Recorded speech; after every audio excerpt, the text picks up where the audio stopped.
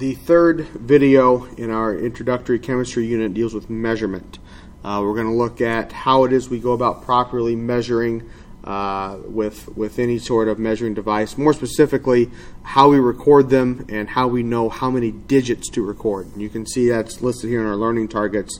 We want to record measurements to the appropriate decimal. We want to estimate the final digit of measurements accurately. And the last learning target we won't deal with so much in this video lecture. We'll deal with it more in class, but we want to be able to label the measurements with correct units. So you can see here the text where it applies to this lecture here. All right, so some key ideas as we move through here. The first thing we need to understand is that every measurement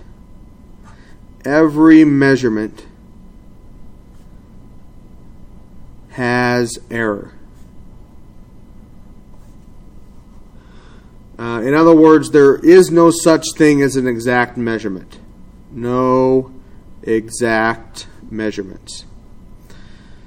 I try not to use the term exact whenever referring to measurements, although it probably doesn't really mean what we're saying it does here. When we say no exact measurements, we mean simply that it has error. Even if it's a terrific measurement and we've done a great job, it would not be exact. So I'll try not to use that term as we go through here. We'll come up with other terms to use. We could talk about accurate and precise measurements, as we've seen those terms before, and maybe some others that we'll come up with. Also, every measurement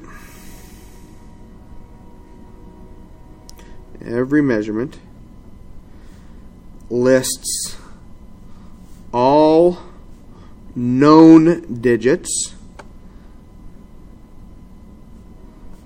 plus one estimated digit.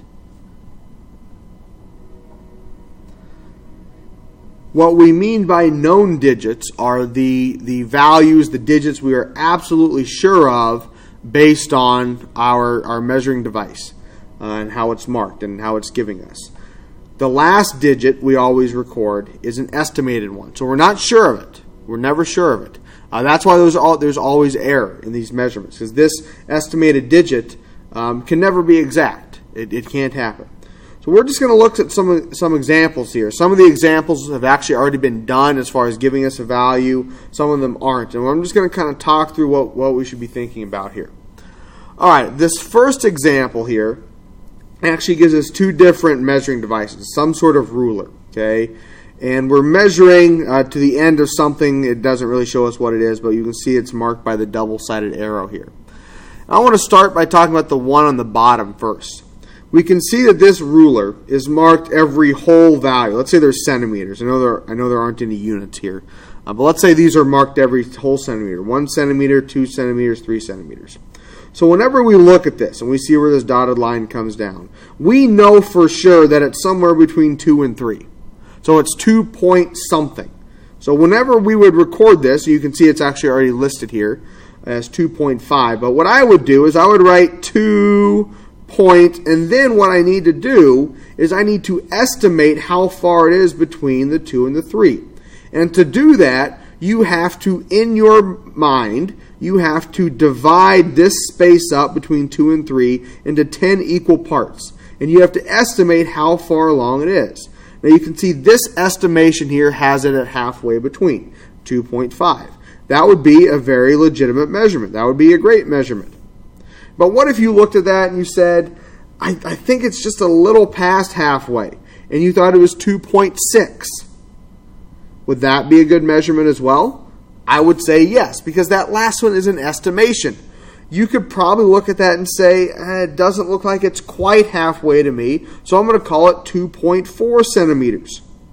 And that would also probably be a good measurement. In all these cases, this is a known digit. We know for sure it's 2 point something. The last digit we have recorded here, the 0.5, the 0.6, or the 0.4, those are estimated.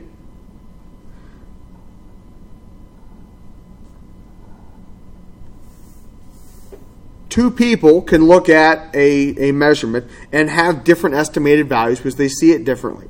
Now, there is such thing as a bad estimation. If you looked at this and said 2.2, that would not be very good at all because it's obviously nowhere close to 2.2. It would be much closer to the 2 than to the 3. Likewise, if you said 2.8 or 2.9 or even 2.7 for that matter, that would not be a very good estimation.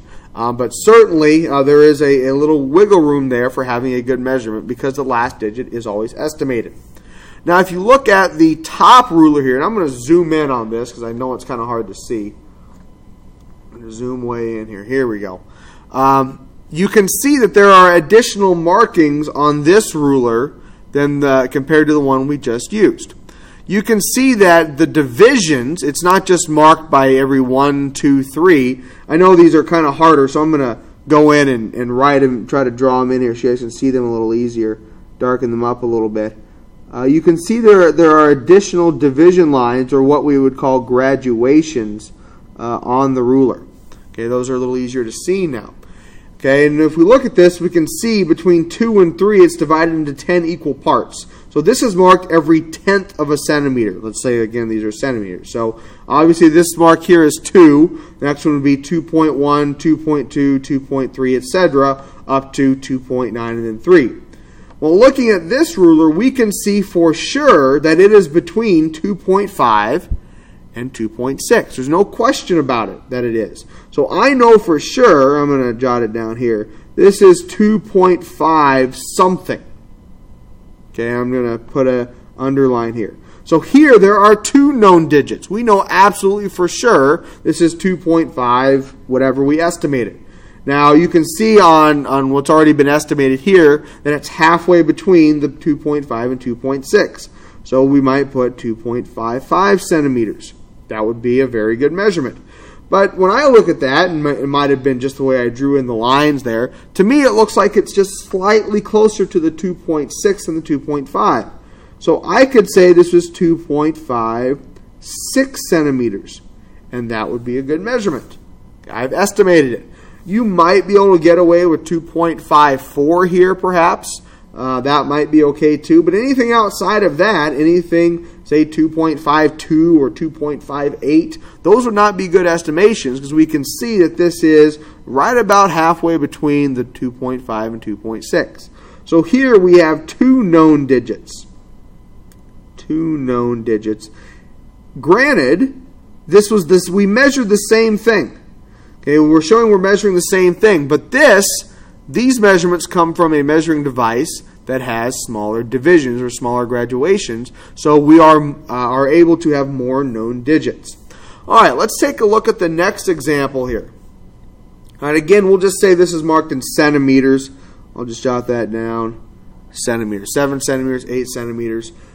Notice that we have more than just the 7 and 8 division marks. This is actually marked just like the top ruler on the previous example, where I can see I have 8 and then 8.1, 8.2, 8.3. Actually, you would want to look here between 7 and 8. We can see it's divided into 10 equal divisions, so that would be tenths. So I'm just going to draw a straight line down here from the end of this, what looks like a pencil. It looks to me like this is somewhere between 8.2 and 8.3. So I know for sure this is 8.2 something centimeters. I just need to estimate. I'll move this over so you can see what I'm doing here. I just need to estimate how far it is between. Well, I look at that and I say it's 8.23. I think it's 3/10 of the way between the 0.2 and the 0.3. You might look at that and say 8.22. That would be a good measurement. You might say, I think it's more 8.24. That would also probably be a good measurement.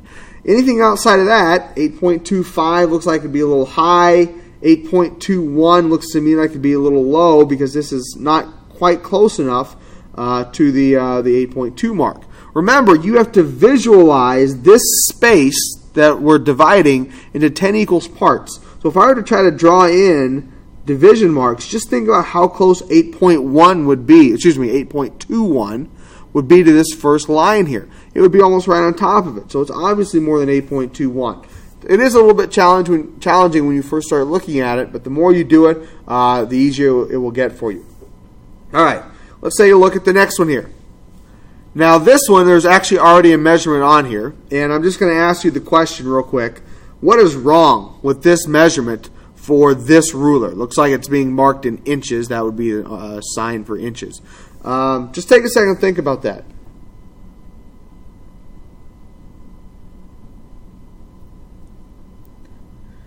If you answered there are too many digits here, then you are absolutely correct. If we look at the ruler, it's really only marked every whole inch. 1, 2, 3, 4, 5 inches. Yes, I know there are half marks in there, 1.5, 2.5, etc. But because it's not marked every tenth of an inch, it would be hard to say it's marked. It's really marked any closer than a whole inch. And you can see this estimation or this measurement goes all the way. Let's see, that'd be tenth, 100,000, 10,000 to the 100,000th of an inch. There's no way you can measure this that precisely with this measuring device. At best, I would say we could divide it in. We could look at this and divide using our brain. Divide the space between 4 and 5 into tenths in our head and come up with a measurement to a tenth of a place. So at best, I would say we know for sure that this is 4 point something inches, and then we could estimate that next digit. Maybe you say 4.8. We just kind of go down here. Maybe you say 4.9, maybe 4.7. I'm going to put 4.8 inches there. That would be about the best we could really do. Okay, so we should never see more decimals than we can have for the particular measuring device, because it makes no sense. All right, the last example here has a graduated cylinder, and as many of you are probably familiar with, we get a dip in the line whenever we're using a graduated cylinder with something like water. We call this dip. The term we use doesn't necessarily mean dip. The term that we use for this is meniscus, which just means the shape of a surface of a liquid. And for water in a graduated cylinder, that meniscus will always have a dip shape. What we want to do is we want to measure the very bottom of that curve. Okay, so the very bottom of the meniscus, I'm just going to draw a dotted line coming over here from that. Now, if we take a look at our graduated cylinder, we can see we have the 35 mark here, the 40 mark up here. Each of these would be 1 milliliter. I will say these are in milliliters. So this would be, obviously the large line is 35, then we'd have 36, 37, 38, 39, and then we get to 40. We can see this meniscus is definitely between 36 and 37. So we know for sure this is 36 point something milliliters. 36 point something milliliters. I just need to figure out what this is. Well, when I look at it, it looks to me like it's slightly closer to the 36th than the 37th. So just barely though. So I'm going to say 36.4 milliliters. You might look at that and say, well, that looks like it's right at halfway, and say 36.5. That would be okay. You might say 36.3. That would also probably be okay. Anything outside of that, your estimation really would not be very good. And for this one, I could possibly see a 36.6, but that might be about it. All right, that's the end of the example problems here. Following are a whole bunch of practice problems. I would pause the video and try 1 or 2, and then see how you did, and then continue with the rest of the practice problems. All right, the first practice problem we have here is a ruler. You can see over here it's marked in centimeters, so we know we're measuring in centimeters. And we can see that our ruler is marked every tenth of a centimeter. Here is 11 centimeters, 11.1, 0.2, 0.3, 0.4, etc., up to 11.9 and then 12. All right, when I look at this, I'm going to draw a dotted line here down from the end of our object that we're measuring. That is definitely between 11.6 and 11.7 centimeters. So here I am going to have 3 known digits. I know for sure this is 11.6 something centimeters. I just need to estimate it. I look at that and I think it's about 11.65 11.3 centimeters. That's what I am saying. It's about 3/10 of the way between the 11.6 and 11.7. I could definitely see an 11.62 or an 11.64 here. Probably nothing outside of that. I know sometimes looking at it just on a piece of paper isn't the easiest thing to find to estimate that, but that's about what I would see there. All right, our next practice problem. This is a picture of a part of a thermometer. So these are probably in degrees Celsius. Is probably what these are. Degrees Celsius. I'm writing sideways here. There we go. Degrees Celsius. All right, we can see we have the 80 mark down here. This would be the 80 mark, this long line here. And we have the 90 mark here. So if we divide this up based on the divisions, these would be every whole degree Celsius. So this would be 81, 82, 83, 84, 85, etc. So I can see that this is between 87, this would be the 87 mark, and 88 centimeters. Excuse me, not centimeters, degrees Celsius. So I know this is 87 point something. I can estimate the next digit. Well, notice we do have a tiny bit of a meniscus here. I know that's kind of hard to see on the screen there, and it's probably kind of hard to see on your sheet too. But there is a tiny bit of a meniscus there, so we still need to read the bottom of that thing. Okay, so I'm just going to kind of draw a line over from that.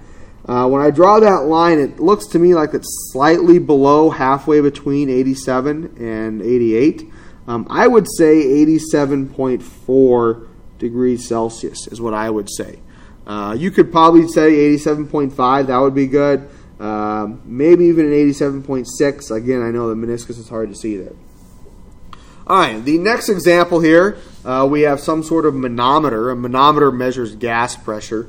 And we see here our unit is PSI, that's pounds per square inch. And if we take a look at our scale here, we can see that it's marked every 1/10 of a pounds per square inch. We have 4 up here and 5 is all the way down here.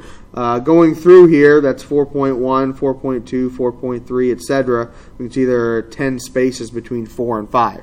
So I can see for sure this is somewhere between 4.3 and 4.4. So this is going to be 4.3 something PSI. Okay, 4.3 something. To me, it looks pretty obvious that this is less than halfway between 4.3 and 4.4. In fact, to me, that I would say that's about a 4.33 PSI. I think it's about 3/10 of the way between. I could definitely see a 4.34. Yeah, you could definitely say that. Maybe a 4.32, but it's definitely short of 4.35. I think a tendency for a lot of students is to just look at something, and if it's anywhere close to being in the middle, they just automatically give it halfway, and they would put a 5 here. But if you carefully examine this, you can definitely see it's closer to that 4.3 mark than the 4.4 mark. So it shouldn't be 4.35. All right, next example. This is, I know this one's going to be pretty hard to see here. This looks like we're marked in centimeters here, so I'll just list this as centimeters. And we already have a dotted line drawn down here. I know this is going to get hard to see. Let me try to zoom in even more than we are. All right, so here's our dotted line. I know that's hard to see, so I'll kind of trace that over again. There's our dotted line going down. You can see that we're marked every 1/10 of a centimeter. So here we have 29, here is 30, and there are 10 equal spaces between there. So I can see that we're somewhere between 29.2 and 29.3 centimeters. And I know it's kind of hard to see. It's right along that line there. But I know this is going to be 29.2 something centimeters. I need to estimate it. Now it looks to me like it's just past the 29.2, but not so close that I would call it 29.1 myself. I think I'm going to say 29.2 centimeters, so 29.22 centimeters, because 29.1, when we're talking about that small of a division, would be right on top of that 29.2. So I'm going to say a 0.22 there, not a 0.21. 0.21 would probably be a good measurement, though, as would 29.23, maybe even a 2.4. It's definitely not a 2.5 though. If you go back and look at it, it's not halfway between the two. All right, next example. And I'm going to zoom back out here, because this is actually another one where we have two different devices. Here we go for number 5. All right, so again we have two different devices, ruler A, ruler B. We'll say these are both marked in centimeters. So I'll just jot that down here, centimeters. Okay. The top one we can see is only marked every whole centimeter, 1, 2, 3, 4, 5, etc. There are no smaller divisions. I can see for sure this is somewhere between 4 and 5 centimeters. So this is 4 point something centimeters. 4 point something centimeters. When I look at this, it's obviously more than halfway between 4 and 5, so it's going to be more than 4.5. When I divide that up, I see a 4.7 centimeters is what I see.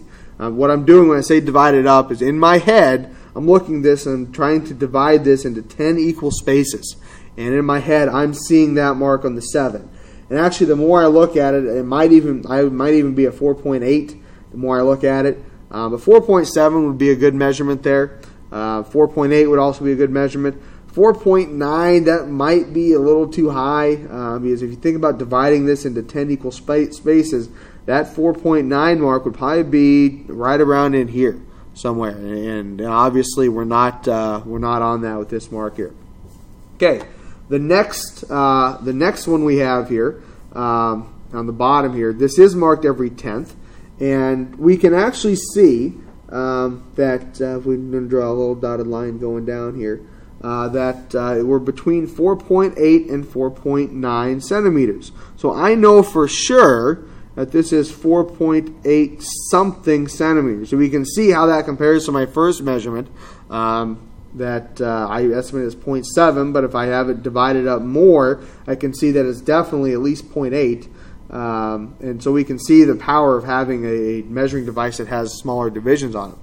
When I look at that, I think it's a little short of halfway. I'm going to say 4.83 centimeters is what I'm going to say. I could definitely see a 4.84, maybe a 4.85. I know it's kind of hard with just having the dotted line on there, but somewhere in that area. All right, next example, or next practice one. We just have some ruler. It's marked in centimeters, and it looks like we're marked every 10th. This would be 0.5, 0.6, 0.7, 0.8, 0.9, and 1. Notice here, let's go with the inside of this line. Let's say this mark was right on this line right here. I'm going to make a note of that. Right on this mark. We need to discuss what it is that we would do if we have something right on the line, because we're not going to estimate any further. We can't, because there's no other marks there. Well, that's the 0.6 mark, 0.6. But I can't just record it as 0.6 centimeters, because if I record it as that, then that would indicate that that is the estimated digit. The last digit we record is always the estimated one. So I can't do it like that. If I want to indicate that I think that my measurement is right on the mark, then I am just going to add a 0 to it. 0.60 centimeters. So what I'm showing here is we know for sure it's 0.6, and we're saying it's right on it. So we put a 0 there. That is our notation for showing that we think it's right on the mark. So here I have the one known digit, and then the estimated one being the 0. All right, the next one is a picture of an actual graduated cylinder. And I know this is hard to see on the paper, and it certainly is hard to see probably harder to see on the screen. The reason I wanted to put it up here is we talk about a meniscus and reading the bottom of it. The problem is the pictures that you see aren't really what you see on a real graduated cylinder. You can see here we have some thickness to this bubble, to this meniscus. The question is, what part of that do we read? A lot of students will kind of read the bottom part along the top of the bubble. They'll read the bottom of the curve there. That is not where we read. We read the very, very bottom of the meniscus. So right along here is what we're looking at. I'm going to try to draw a straight dotted line going across here. Do the best I can to help you out. So we read the very, very bottom of the meniscus. Now, looking at our graduated cylinder here, we can see we have a 50 and a 60 mark, and then it's marked in 10 divisions from that. So this is every whole milliliter. These are in milliliters. I'll jot that down here. So we have 51, 52, 53, 54, etc. I can see here that this is definitely between 52 and 53 milliliters. So I know for sure that this is 52 point something milliliters. Okay, when I look at that, I think it's a little more than halfway. I think it's a little closer to 53 than 52. I think I'm going to say 52.7 milliliters. I think you could probably go with a 52.6, maybe a 52.8, maybe even a 52.5. But the point here is we read the very, very bottom of the bottom of that bubble in the meniscus, and that's how we go about that. All right, one more page here.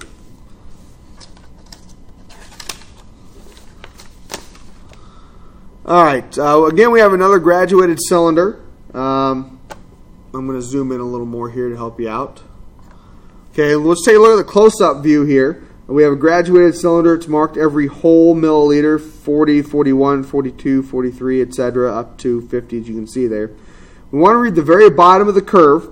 When I look at that, I think it's just below this mark. And when I look at it, if you're at the very, very bottom of it, so let's see, that would be, 41, 42, 43. I think I would record that as 42.9 milliliters. Because I know for sure it's somewhere between 42 and 43, and I've estimated that 9 there. If you think it's right on this line here, you certainly might think it's right on that mark, you would want to record that as 43.0 milliliters. Again, we need to show that we've estimated that last digit there, if we think it's right on the mark. All right, the next example is actually right on this mark here. We can see the line intersects there, the very bottom of the curve does. And it's marked every whole we'll say these are milliliters again, 30 and 40 milliliters. Marked every whole milliliter, so I can see that would be the 35 mark. But again, I can't just record it as 35 milliliters, because what that would indicate, I'm just going to draw you a little picture over here for these examples where we're right on the mark. If I would just record it as 35 milliliters, what that would mean is that I would have some sort of graduated cylinder. I'm just going to sketch a graduated cylinder over here, get it over here so you can see it, where that's only marked every 10 milliliters, 30, 40 milliliters like so, and those are the only markings on it, and then we've estimated that it's halfway between, so something like this. And we're saying it's halfway between 30 and 40. But that's not the case over here.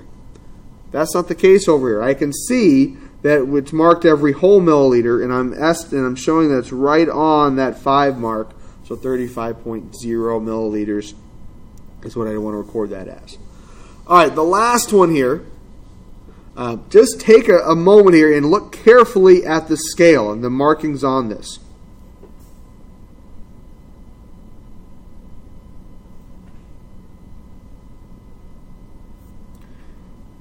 You'll notice here that it's marked what you might consider to be upside down. 15, going down I see 16, going down I see 17.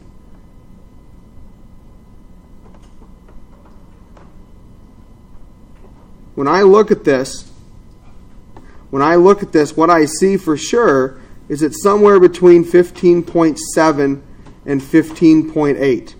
This would be the 15.5 mark here, 15.6, 15.7, and then I have somewhere between that. I'm going to say it's right at halfway between, 15.75. So if it's marked upside down, make sure you read it correctly as we have here. All right, that's the end of the video.